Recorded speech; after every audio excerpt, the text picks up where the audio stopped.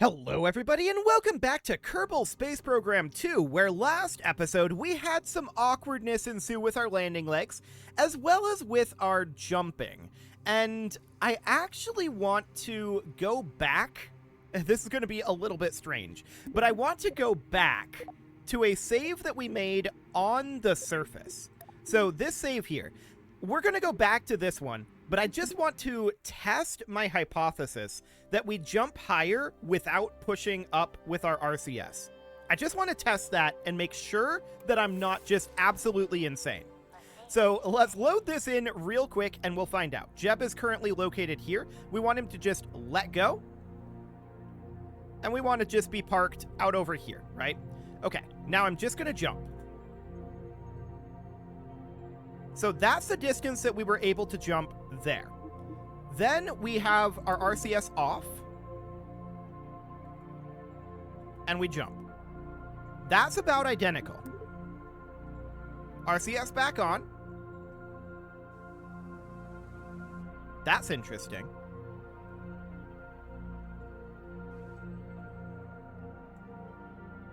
I think it's based on when you turn on the RCS.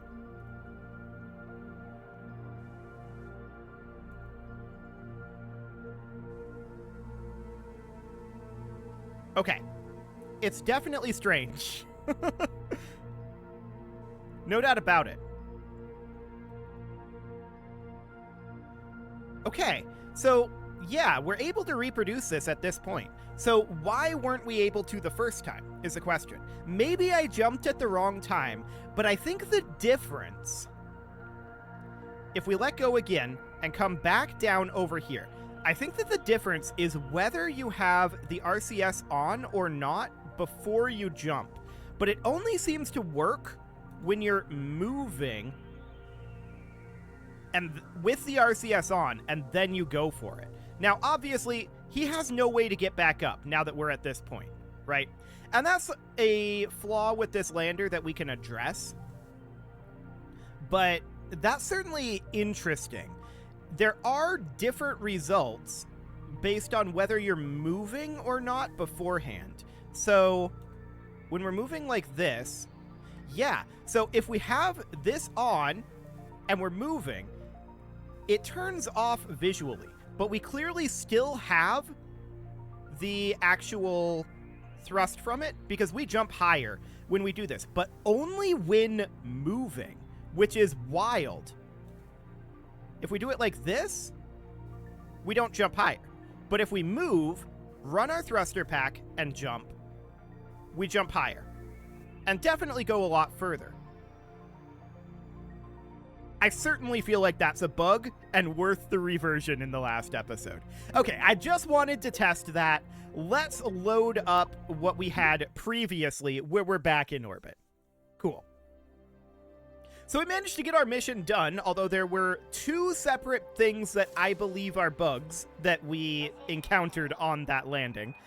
But at this point, we made it back into orbit, and we are fine. We've got 833 meters per second left on all of these engines as well, plus a lot more in this center core.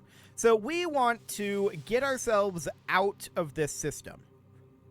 And the question is, based on this current trajectory, or this current position, do we want a slingshot? And I think the answer to that is no, we don't. We probably want to burn sometime around here or so. I guess this is kind of a slingshot, but no, this is the wrong time. We want to burn around here or so. Yeah, that gives us escape velocity there. Oh, wow. That actually is a huge amount. Like, that puts us almost back to Kerbal. I have no idea if we would actually get there or not because the patch conics doesn't patch quite that far. But that's interesting. We can put it to about here. That's only a kilometer per second. Okay, that is very efficient. Much more efficient than I expected. Now, we are going to be losing these side engines, obviously. But let's align for that burn. That'll be in about 20 minutes. And this looks absolutely fine. Why would Jeb go higher? Like, I understand why he would go further when we're walking, when we would jump, right? But why would he go higher?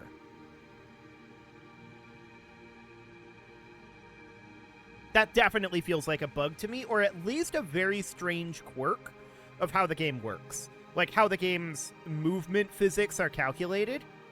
It's definitely something I would not have expected. I don't know if that happens in KSP 1. It hasn't mattered in KSP 1, so there's that. But we can definitely just fix this, the whole problem by adding ladders to this, right? That would solve the issue. So let's warp on forward to this burn point. And we've got about 40 seconds now until the burn. We can warp forward a little further. 30, 20, 10, and 5, 4, 3, 2, 1, mark. And off we go. Of course, we're going to be burning out our liftoff tanks. And they're going to be separating.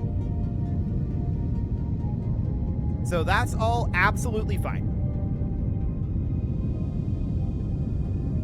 That's interesting. We should be further in the burn than this. Okay, let's ditch those. And we're out of here.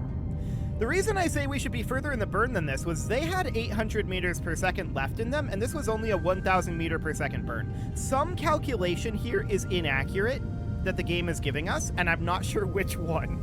I'm guessing it's this DV amount, to be honest. I have a sneaking suspicion that that's the problem. It's actually higher DV than what it's telling us, is what I think is happening here. It's a fair amount of DV to do this, and I was surprised that 1200 would bring us back to here. So I don't think it actually is. I think we're getting a bad DV reading on, or like a DV requirement reading on this maneuver node. That is my current theory. I can also tell you this is not the right timing to stop this. So this maneuver node is unreliable. And that's noted. Well, let's just push this out and we'll get it positioned about where it needs to go. We don't care about the maneuver node. We care about the actual position. So that'll be fine. At this point, we need to escape Jewel. But in order to do that, of course, we need to escape Tylo. So we'll warp to here. Goodbye, Tylo. We probably won't be coming back at this point. The original plan would have involved us coming back to Tylo, for sure. But that probably isn't going to end up being a thing at this point with how buggy the game is. We're probably going to just, like, finish the science mode, unlock all of the technologies, and call it good there. I've mentioned that previously, but that is my current concept of what we're going to do here. So let's just exit here. Excellent. We're now no longer in the sphere of influence of Jewel. So that's Dress there. We want to go to Kerbal here. I don't want to select the fuel station. I want to select Kerbal, thanks. Okay, this is Kerbal, set as target. Fantastic. So, in this position, we can see we are going to be wanting to do a burn about here to change our inclination. That's fine. So that is going to end up being about... Okay, that's overshooting it a fair amount. About like that. 269 meters per second. Not too bad. Okay.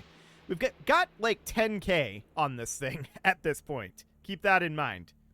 We do have less electric charge coming in, but we also need less electric charge for our turning because we ditched some of our reaction wheels. Also, the way that those detached was slightly suspect. It didn't cause any damage, but it could have.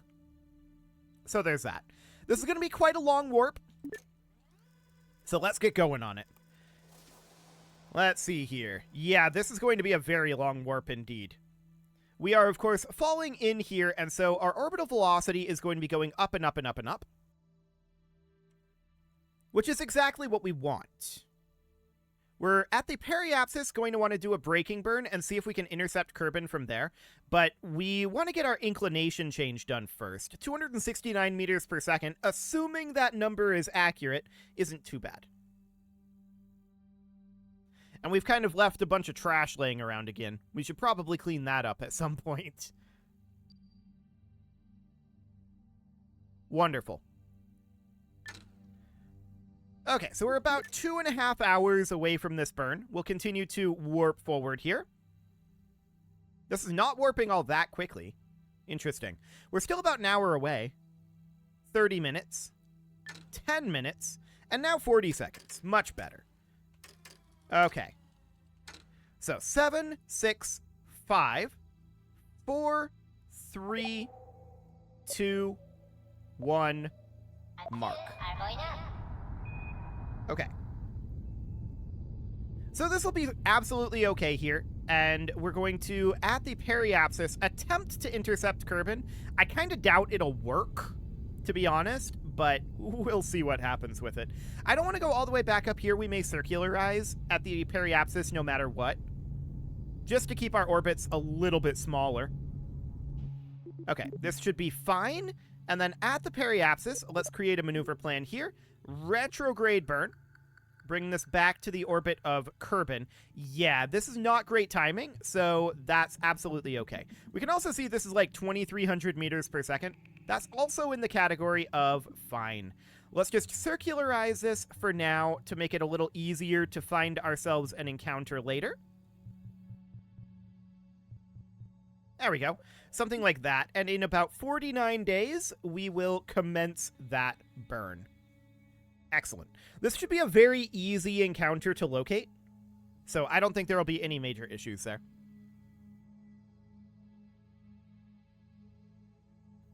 Wonderful. But we definitely don't want to be going back up to Joule up here. It'll be much easier to locate with a circularized orbit. Okay, we'll warp right on forward here. About 50 days to go. And now about 3 hours. We'll warp a little bit further. Okay, now about 2.5 minutes. Let's bring that on down. 30 seconds, 20, 10, and 4, 3, 2, 1, mark. So this will be about 1 kilometer per second to slow down. Okay, that's absolutely fine. About a 1-minute burn in duration. We've got a lot of DV left in this. Like, 9,500 is a lot of DV. You can go a very long distance on that. No doubt about it. It is, of course, going to be a pretty lengthy burn. Let's take it up to about 10x here. It's about a 1-minute burn. So 20 seconds, 10, and 5, 4, 3, 2, 1. Okay, this is good enough. Little late on stopping it there, but that is fine. So, at this point, we're just looking for an encounter, and it'll probably be somewhere around, like, here? If I'm judging the relative speeds correctly. That's pretty close. Little earlier. Right there. Cool. So, now let's head into Kerbin and take a look at what our orbit looks like. This is reasonable, but I definitely want to dial that in a little bit. Where is our maneuver node at? There it is. Hi, maneuver node. And let's just see about bringing this in a little bit this way. We need a little less DV to bring this in. Okay. We're going down underneath. So we're definitely going to want to bring it up like so.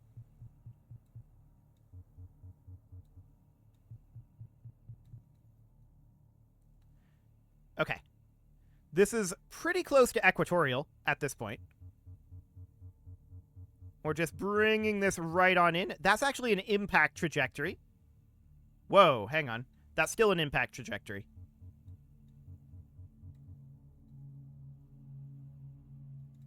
Okay. This isn't giving us a periapsis.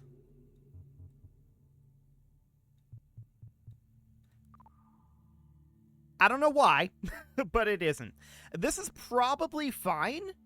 I don't know what altitude this is going to end up being. There we go. Now we have a periapsis. Oh, and it's gone. Okay. The reason it's not giving us a periapsis is because we have a moon encounter involved. Okay. The moon encounter is awkward. No doubt about it. I'm going to call this good. We're not going to hit it perfectly, so let's just get that done, and we'll see what this encounter ends up looking like. We will probably need to make a few alterations on the way. So let's just align to that. That'll be a 1,300 meter per second burn, which is fine. We've got, you know, another 8,500, 8,600 in here. We'll definitely be able to get a big old braking burn. We shouldn't even need to do like a radial retrograde re-entry burn. That's not super necessary here. Aero braking isn't even necessary. We've got enough fuel to do all of that. So that's wonderful. Let's warp on forward to this burn.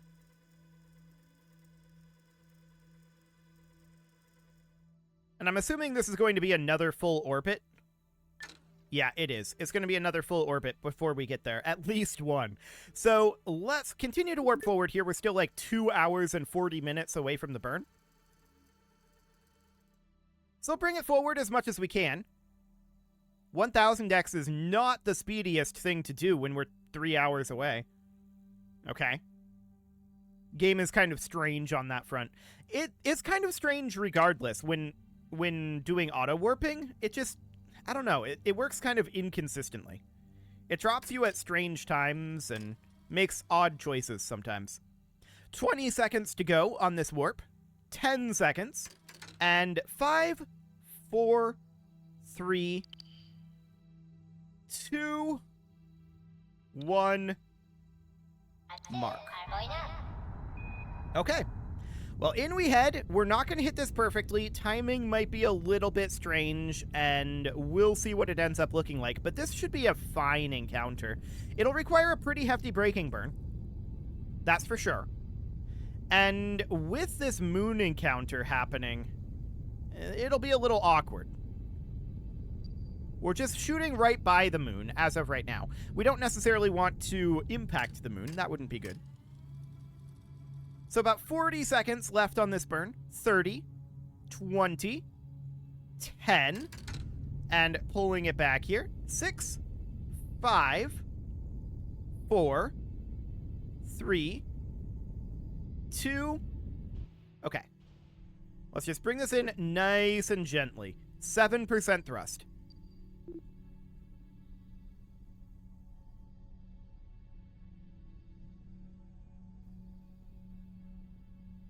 Right about... Okay. Right about now-ish. That's a min-miss encounter at this point? Okay. You know what? As long as we're not, impacting min-miss, it's fine. Okay. That'll be whatever. That's fine. We're going to warp to here. In we come. Awkward encounters are awkward. Everything is in where we want to be, but it's okay. We'll just bring this in, and we'll see what our actual trajectory ends up looking like. We're going to have to do some work on it as we come in. No doubt about that. A radial retrograde burn is probably not the worst thing in the world as we come in, but I do want to warp to here. It'll probably break this due to proximity. Yes, but we are inside here. Okay. So we can see what our Kerbal periapsis is at this point. It's not phenomenal, but we can definitely work on that. So right here, all we need to do really is just a retrograde burn and circularize this and drop it down a fair amount. So, I mean, that's only 1,000 meters per second. Allegedly. According to the maneuver node, which we currently believe shouldn't be trusted. So there is that. This is circularized, and I'd like to drop it down significantly further than this. So I'd like to drop this periapsis to somewhere around 80 kilometers. There we go. We don't even need to aero brake at all. I mean, we will aerobrake on our return trip, but this'll do for now. So let's get ourselves oriented for that. We're currently moving at 1689 meters per second. This will be a 1500 meter per second burn, and this will put us in an elliptical orbit. We'll want to do one more burn to force re-entry at this point. But this has been relatively uneventful. I mean, compared to the landing, anyway. So that's pretty good. We've just had some mildly unreliable maneuver nodes. Oh, I wish KSP2 was actually, you know, functional. It would be so nice. We're going to warp forward here. Hello, Minmus. Goodbye, Minmus. And that means that we don't get a moon encounter. We're about 2 minutes away from our braking burn here, and that's absolutely fine. Now, to be clear, they did just release a patch to KSP2. It was, in my opinion... Okay, so I get it, right? There's probably a lot of confusion at the development of KSP2 as well as to, like, who has jobs, who doesn't, what entity they're under, you know, all of these sorts of things. That said, the patch that they released was very small, and it took them a while to do it. The question is, will there be further development or not? And will it be substantial further development? Will they deliver on the roadmap that was given? These questions have not been answered. So, we've got our braking burn here. And let's burn. So until those questions have been answered, I don't feel super confident still in the future of KSP2, even though there was a patch. It just... who knows? That work might have been like 99% done before they fired everybody, and they just kept someone around long enough to ship that last patch, and then fired them too. For all we know, there's been no communication. So, that's the main problem, in my opinion, is that there's a complete lack of communication, and I imagine that's because the people involved also don't know. It's just a giant question mark. That's my theory, anyway. Well, let's get this braking burn done. No need to speculate on all of that. Time will tell. We've got about 40 seconds left on this braking burn. Our apoapsis is coming down nicely. We don't actually care about this maneuver. We just want to park ourselves right at a periapsis of 80 kilometers, which should be no real problem. We're still pretty high up right now, 1554 kilometers. But we're in a pretty good spot here. We've got 6 kilometers per second still. Oh boy. Yeah. We've got a lot of fuel here. No doubt about that. This nuclear engine lander setup is really efficient. All we really need to do, I think, to alter it is we would need to have a ladder system, so that we don't have that Jeb awkwardness with him trying to jump, and that was also reliant on us landing in the site. We're actually technically in the atmosphere here. Do I want to do something about that?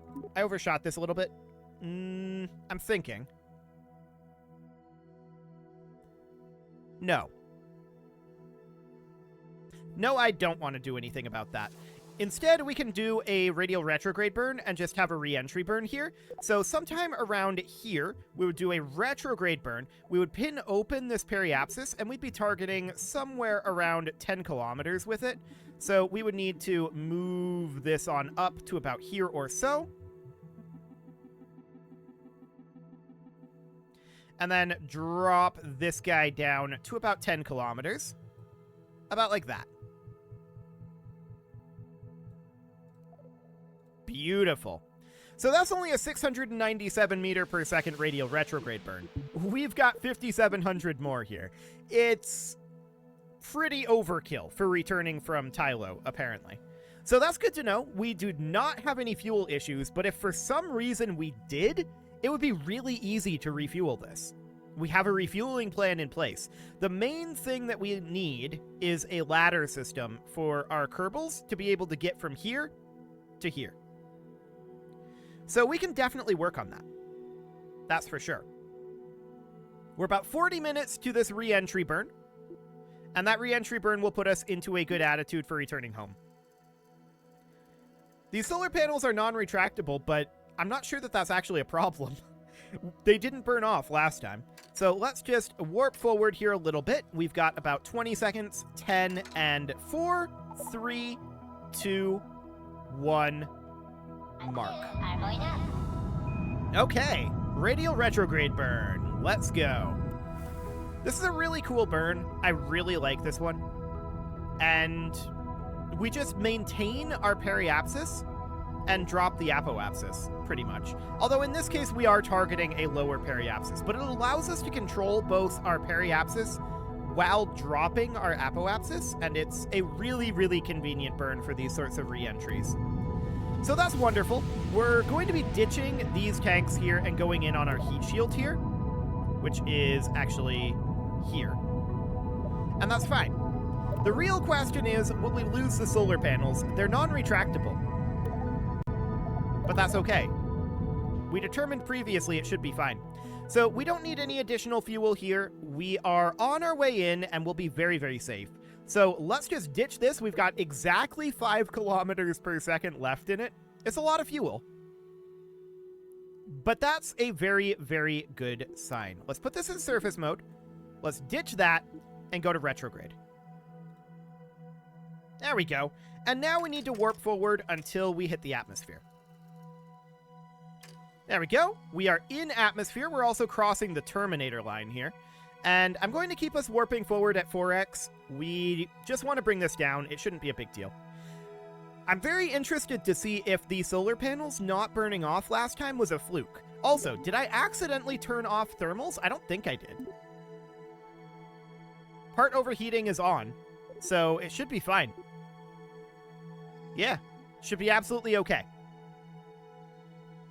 I know there's some times that I do that when I'm, like, experimenting with particular things and, like, running a particular simulation. But actually, on Ascent, I remember that we had the RTGs thinking about burning off. So that's wonderful. Let's see what happens here. We see our surface velocity is currently dropping. In KSP1, those solar panels would be breaking sometime around now. Maybe slightly deeper in the atmosphere, but they would not survive this. To be clear, we don't necessarily care. This is science mode. We don't care about, like, rescuing as many parts as possible. Science mode versus career mode really changes how I want to play the game. Like, really changes it. It's remarkable. Do we have power flow still? We do. Okay, that's what's going on here, because I was noting that our electric charge wasn't going down. It doesn't matter, to be clear. Now we've got lack of stellar exposure. Okay, that's fine. We're drifting a little bit off of the retrograde node, but we are losing a lot of speed, and so this is probably fine. Let's take it off of 4x and do this. Okay. So we are seeing some overheat bars here. If I recall correctly, we were seeing those before as well, but they didn't actually burn off. There's no way that they would be alive at this point in KSP1, right? KSP1 would have broken those so long ago. And yeah, the bars go away. Okay. I'm wondering if you can use solar panels as aero brakes in this game. To be clear, you should not use solar panels as aero brakes, but I'm wondering if that works. They might be physics-less. I'm not 100% certain on that. For now, of course, we're just slowly falling down, and at this point, we can definitely go back to 4x. There we go. And we can get out our drogue chutes, which did not deploy. Okay. There's the drogues. Apparently the drogues did not want to deploy while we were warping. That's intriguing. Well, we're going slow enough now to deploy the mains as well, so we'll do that, and let's just warp our way down to the surface. It's kind of hard to see what we've got going on here, but we can just run on instruments. We're 10 kilometers up, chutes are all deployed, everything looks fine here. Moving at about 115 meters per second. We are very, very safe as of right now. I believe this is a water landing. It is very hard to tell, but I'm pretty sure that this out here is land, and this is water. I imagine it's very, very difficult for you. That's another thing, by the way, that I miss from KSP1, is the ability to boost the ambient light so that dark isn't quite as dark. It's very useful, particularly for content creation, because YouTube really crushes down dark colors and makes it really, really hard to see. So, I apologize for that. KSP2 doesn't have the option to boost ambient light, so we should probably end up dealing with that instead by bringing our own lights, which we've kind of done, but we've also kind of not. We are moving at 3 meters per second right now. We're also apparently unstable. I'm going to turn SAS off, and we're just going to let this sit where it wants to go. We're not going to fight it. Yeah, this seems absolutely fine. 3 meters per second is going to take us a while to splash down, though.